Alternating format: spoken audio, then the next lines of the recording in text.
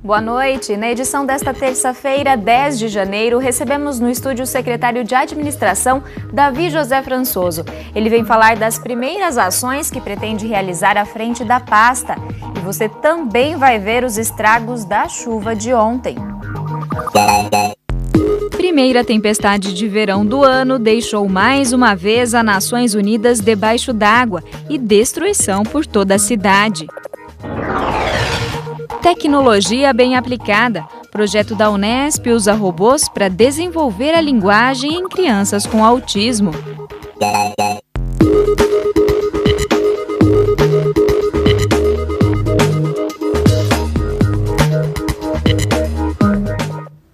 O temporal no início da noite de ontem provocou transtornos e assustou os bauruenses que estavam na rua. A tempestade típica de verão começou por volta das 7 da noite e em poucos minutos transformou a Avenida Nações Unidas num verdadeiro rio. As imagens que você vê foram feitas por moradores e divulgadas pela assessoria de comunicação da prefeitura. A enxurrada tomou as pistas da avenida na altura do Parque Vitória Régia, mas os pontos mais críticos foram mesmo na altura do Teatro Municipal e embaixo do viaduto da linha férrea. A Praça Machado de Melo e a antiga estação ferroviária também ficaram completamente tomadas pela água. De acordo com informações do IPMET, foram registrados 29 milímetros de chuva na noite de ontem, mas segundo a Defesa Civil, em alguns pontos da cidade, o registro chegou a 85 milímetros. Ainda na noite de ontem, equipes da prefeitura já trabalhavam para reparar os estragos. Mas foi hoje pela manhã que os moradores puderam contabilizar os prejuízos. O Paulo passou a noite acordado tentando limpar o estrago que a chuva causou na casa dele, no bairro Vila Ipiranga. Do outro lado da rua, o muro derrubado foi o da Escola Estadual Antônio Serralvo Sobrinho. Só sei que deu uma pancada de chuva bem forte, até aí estava suportando, mas represou na escola, estourou o muro da escola e nosso muro não aguentou, aí nós represou todo mundo. A escola aqui alagou, encheu aqui mesmo, aqui, ó. E quando estourou o muro, a água desceu, que tinha carro aqui, ó. Aí invadiu desse lado, um carro caiu aqui dentro. Tem que chamar o guincho para tirar. Olha, foi muito triste, muito feio. Na casa do Paulo moram 4 pessoas, incluindo a filha dele, que está grávida e precisou ser levada ao pronto-socorro. Por enquanto, a família não tem onde ficar, mas segundo o morador, a prefeitura já se comprometeu a ajudar. Vizinhos que não tiveram a casa atingida ajudam com a limpeza e na retirada de objetos danificados. A chuva também destruiu as ruas do bairro, levando muita lama para dentro das casas. Alguns carros foram levados pela enxurrada. Por sorte, a Cleusa não perdeu nada, mas vai ter muito trabalho agora. Os vizinhos aqui perderam muita coisa, né? E entrou água na casa da minha filha também, perdeu roupa das crianças, que ela tem 6 crianças, né? Na região do Ipiranga, lá a situação é bem grave, porque no mínimo em umas entre 30 e 40 residências foram invadidas por água. A gente já está deslocando equipes de limpeza para esse local com maquinário para tirar todo o entulho da rua, além também de parceria com a Secretaria de Planejamento e Meio Ambiente, que estão mandando técnicos ao local na área de arquitetura, para fazer um relatório de toda a perda, se teve dano ao imóvel, se isso pode oferecer risco. Além também da Secretaria de Saúde, que a posterior à limpeza, eles vão estar visitando essas casas, encaminhando o pessoal para tomar aí a vacina, para não correr risco de pegar alguma doença por contaminação de água. E os prejuízos não estão apenas na Vila Ipiranga. Nós temos outros pontos também aí na cidade, conhecido, que é a Nações Unidas. Esse ponto a gente já considera que é simples, a gente aprendeu a lidar com ele. Então já está sendo feita a limpeza, a recuperação do pavimento asfáltico. Temos outra situação em torno da praça paradesportiva. Algumas residências também sofreram com inundação. Então estamos encaminhando a equipe também para esse local, para auxiliar esses moradores na limpeza e verificar, fazer um diagnóstico aí se vai ser necessário doação de principalmente roupa de cama, mesa e banho. Aí com certeza esse pessoal, pelo que eu percebi ontem à noite, acabou perdendo, molhando tudo. Diferentes órgãos da prefeitura trabalham em conjunto para a reparação dos estragos. As obras começaram logo pela manhã. Segundo o IPMET, tempestades são comuns no verão, mas não foi possível prever com horas de antecedência a chuva intensa de ontem à noite. O tempo estava bastante instável, né? Continua hoje, a semana toda também. Havia previsão de chuva, sim, né? Mas a possibilidade de tempestade, que é menor, ninguém esperava que fosse tão forte, né? Momentos antes da tempestade, o IPMET emitiu alertas? Sim, através de um grupo no WhatsApp nós avisamos, né? Prefeitura, Endurbe, Defesa Civil, Bombeiro, né? Todos ao mesmo tempo. A partir de agora, a gente já vai começar um projeto novo, onde vão ter funcionários não lotados dentro da Defesa Civil, mas sim em outras pastas, mas respondendo direto à Defesa Civil para ser acionada a qualquer momento. Então, essas pessoas, a partir de agora, vão ser treinadas de acordo com a sua atividade de trabalho. Por exemplo, a gente vai ter que ter pessoas da área social, pessoas da área da CEMEL que possam liberar alguns pontos aí para a gente possa abrigar famílias em situações como essa. Então, a partir de agora, nós vamos começar a trabalhar mais efetivamente em cima dessa situação. E pelo menos 6 famílias que tiveram as casas invadidas pela água foram levadas na noite de ontem para o CSU Bela Vista, mas hoje pela manhã já tinham retornado às residências. E ainda por conta da chuva de ontem, o abastecimento de bairros da zona sul da cidade deve ficar comprometido. Isso porque a bomba do poço residencial Samambaia queimou com as descargas elétricas. Devem ficar desabastecidos os bairros da região do Jardim Colonial, Vila Aviação, Jardim Europa e os residenciais Samambaia, Paineiras e Világios 1 e 2. A previsão é de que os serviços sejam concluídos até amanhã à tarde. O DAI pede que a população economize água e as solicitações de caminhões-pipa podem ser feitas pelos telefones 0800 771 0195 ou 3235 6140. E resta saber agora se vem mais chuva forte por aí, a previsão no mapa com as informações do IPMET e do CPTEC. O tempo segue instável em todo o estado de São Paulo, com aumento da nebulosidade e ocorrência de chuvas, principalmente durante a tarde. Em Bauru, pode voltar a chover forte hoje no fim do dia. Por isso, valem as recomendações de segurança para quem for passar próximo a áreas de alagamento. Agora a umidade do ar está em 71%. São registrados ventos de 8 km por hora. Hoje os termômetros variaram entre 20 e 29 graus. Nesta quarta-feira, a mínima prevista volta a ser 20 e a máxima pode chegar aos 30 graus. A gente faz agora uma pausa bem rápida e na volta continuamos a rodada de entrevistas com os secretários municipais. Hoje é a vez do titular da pasta de administração, Davi José Françoso, comentar as prioridades da secretaria neste início de gestão. Então fique com a gente que nós voltamos num instante. Voltamos e eu converso agora com o secretário municipal de administração, Davi José Françoso. Muito obrigada, Davi, por sua presença hoje aqui no Nesp Notícias. Boa noite. Obrigado pelo convite. Vamos começar falando, então, Davi, sobre algumas das atribuições da Secretaria de Administração. Ela é responsável por grande parte das licitações de obras e de serviços variados. E, recentemente, a gente vem observando alguns entraves em obras municipais, principalmente no que diz respeito a aditivos nas licitações. Então, a gente gostaria de saber, inicialmente, quais são suas ações no sentido de agilizar os processos licitatórios e também barrar esse tipo de comportamento das empresas. Nesse primeiro momento, início da administração, hoje estamos no 6º, 7º dia, todos os secretários estão fazendo os seus diagnósticos, tentando entender quais as atribuições de suas pastas. E comigo não tem sido diferente.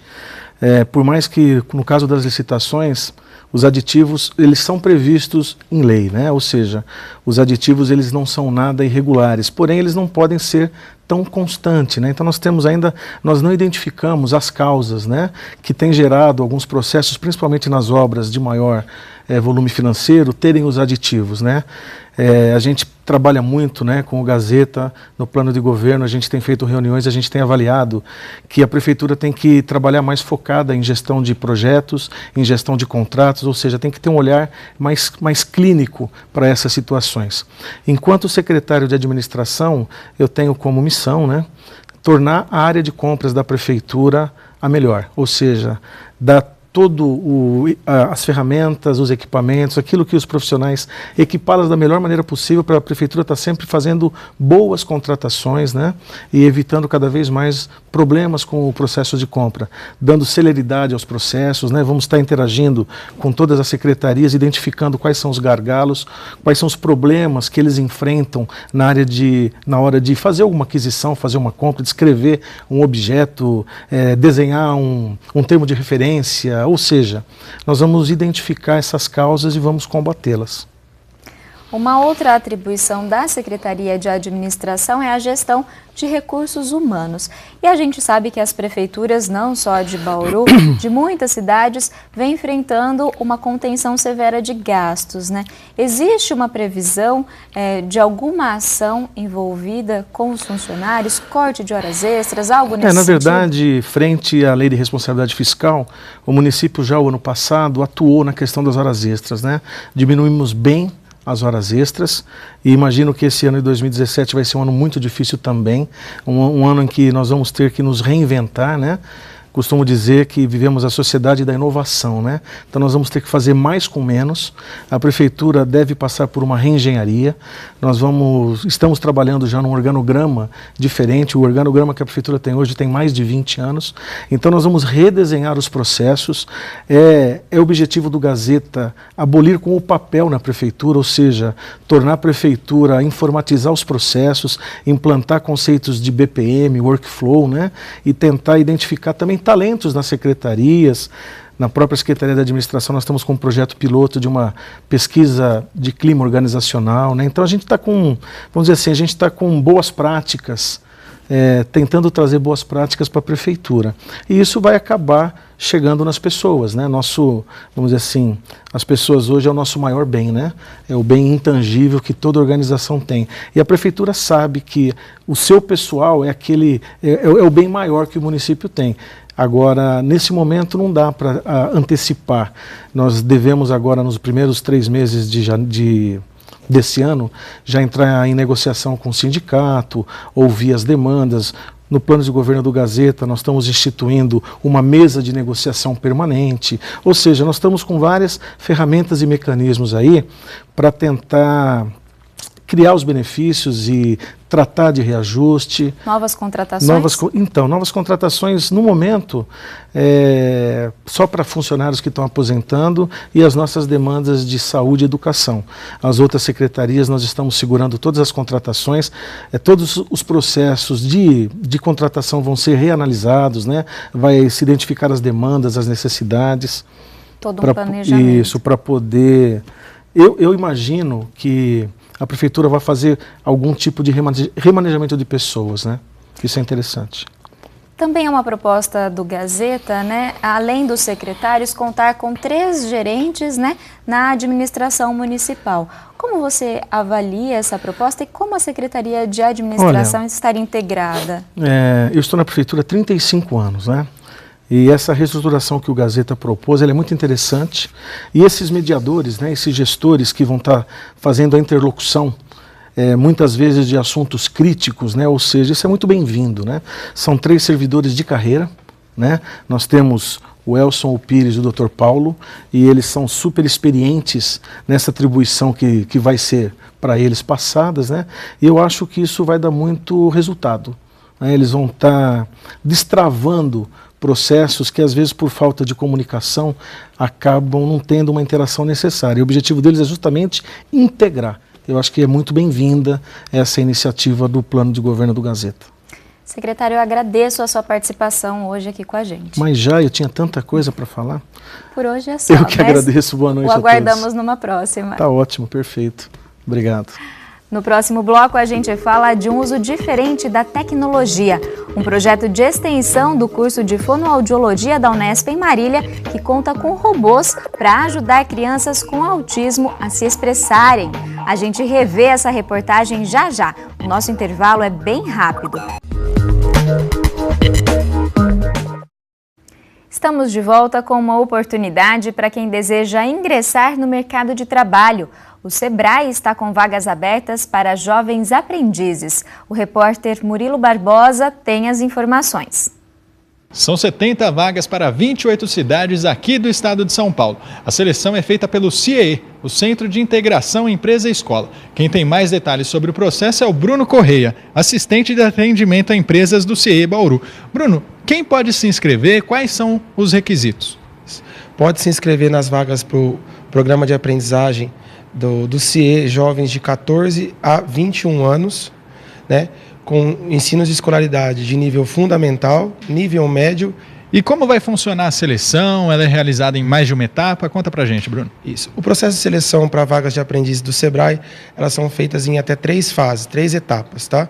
A primeira, as inscrições vão até o dia 10/1, né? A segunda fase é uma prova, né, que será realizada no dia 15/1, e depois uma terceira etapa com entrevista pessoal no dia 23/1, finalizando o processo até o final de janeiro. E, Bruno, os salários, os benefícios, o que esses aprendizes vão ter a partir da contratação? Isso. Mediante o programa de aprendizagem, além da capacitação teórica que o CIE vai oferecer para eles, esses jovens eles têm o salário mínimo a hora de 4 horas ou de 6 horas, né? No máximo aí de R$ 660, com mais vale-refeição, vale-alimentação e vale-transporte. Bruno, muito obrigado pelas informações. Lembrando então que as inscrições elas vão até o dia 10 de janeiro e podem ser feitas através do link que aparece aí na sua tela. Murilo Barbosa para o Unesp Notícias. A gente vai rever agora um exemplo de como a tecnologia pode ser adaptada com um olhar criativo e sensível. É um projeto de extensão do curso de Fonoaudiologia da Unesp em Marília, que utiliza robôs para desenvolver a linguagem de crianças com autismo. No Laboratório de Estudos das Alterações de Linguagem Infantil, os futuros fonoaudiólogos se preparam para atender usuários de um projeto inovador. Por meio da terapia com robótica, eles ajudam no desenvolvimento da linguagem nas crianças diagnosticadas com transtornos relacionados ao autismo. Maria Cláudia é uma das idealizadoras do projeto. Por já trabalhar com o autismo, conta que procurou elaborar um processo de aprendizagem que envolvesse materiais com mecanismos, engrenagens e peças. Tudo para incentivar as crianças a falarem. Eu venho pesquisando sobre autismo desde o mestrado. E no doutorado, e no mestrado, e no pós-doutorado, foram todos projetos relacionados à interação social de crianças com autismo e outras crianças e adultos. E depois disso, eu iniciei uma pesquisa junto a uma empresa de tecnologia da cidade de São Carlos, que era para usar recursos da robótica para favorecer o desenvolvimento de linguagem e de habilidade de interação social com crianças com autismo. Aí, durante alguns meses, foi realizado um estudo teórico e depois a gente trouxe para a terapia de linguagem aqui na Unesp de Marília. Crianças diagnosticadas com transtornos relacionados ao autismo têm dificuldades na linguagem e na interação social, e atividades como essa têm por objetivo melhorar essas habilidades. Guilherme tem 13 anos e há 5 recebeu o diagnóstico de autismo. A mãe conta que, apesar dele ter sido alfabetizado aos 6 anos, ainda tinha dificuldade em falar. Obstáculo que aos poucos tem sido superado com o atendimento recebido no laboratório. E eu só sabe de perda, só dá para tirar parafusos. O benefício que a gente teve foi assim, no relacionamento com as outras crianças, ele está se relacionando melhor, conversando mais. Em casa também? Em casa também. Em casa, assim, hoje ele vem até a gente perguntar, conversar mais, né, fazer perguntas, coisas que ele não fazia antes, né? Mãe do Miguel, atendido na Unesp desde os 5 anos, Patrícia comemora a evolução do filho. Hoje diz que o menino está mais calmo e consegue conviver em família e na escola. Eu costumo dizer que ele é outra criança, né? Porque ele era muito agitado, ele era muito nervoso, ele não conseguia ficar na sala de espera, muitas vezes eu tinha que ficar lá fora. Hoje em dia ele consegue chegar, sentar, cumprimenta uma pessoa, conversa com alguém. Então ele melhorou muito, ele é outra pessoa, porque eu não conseguia ter vida social, né? Os universitários acompanham de perto a montagem dos robôs e aprendem a trabalhar essa ferramenta com os pacientes. Um conhecimento que levarão com eles quando tiverem o próprio consultório. Esse estágio ele é muito importante porque a fono trabalha a linguagem e a questão da robótica, a gente trabalha bastante com os pacientes autistas. E a robótica, ela é um grande avanço para a gente com a terapia. Primeiro porque ela ajuda a gente a criar um vínculo com a criança, que é muito importante, e ela ajuda a criança também a ganhar habilidade pragmática. Essa criança ela vai estar produzindo troca de turno, ela vai estar produzindo também atenção compartilhada. Então, isso é muito importante para o contexto, principalmente social dela, tanto para o contexto fonoaudiológico e de linguagem. Para Vitor, o contato com pacientes diagnosticados com transtornos relacionados ao autismo traz uma nova visão sobre o distúrbio. A visão do autista que a gente tinha era algo muito mais assustador. Não é comum encontrar um autista, né, na rua. Ele sempre está muito medicado. A gente nunca viu o autista de verdade. E quando a gente vê o autista de verdade, não é aquilo que a gente pensa. Ele é muito mais... Ele é humano, ele é comum, ele é igual a gente. Eles provam que eles são capazes, naquilo eles encontram criatividade, eles produzem e a gente fica encantado com eles. A participação no projeto encanta os estudantes. É o caso de Laura, que embora já esteja concluindo o curso de fonoaudiologia, está cada vez mais propensa a trabalhar com crianças autistas. Apesar de trabalhar com linguagem desde o primeiro ano por causa do TCC, quando eu me encontrei perante a linguagem infantil e o autismo, eu pude ver algo muito mais amplo em relação à magnitude que a habilidade social interfere no desenvolvimento da linguagem da criança.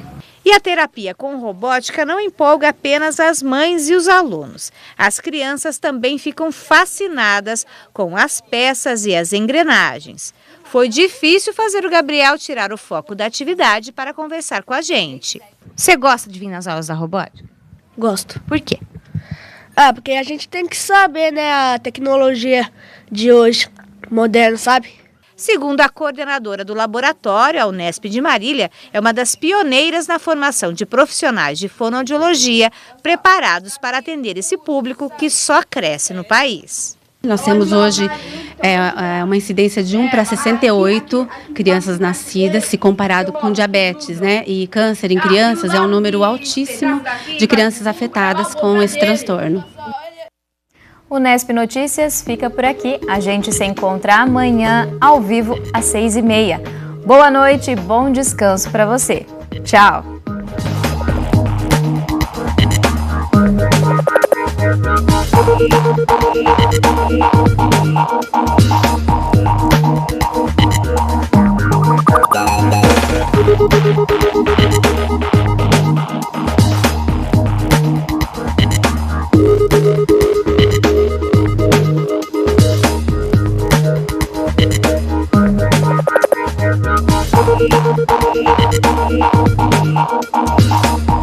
Thank you.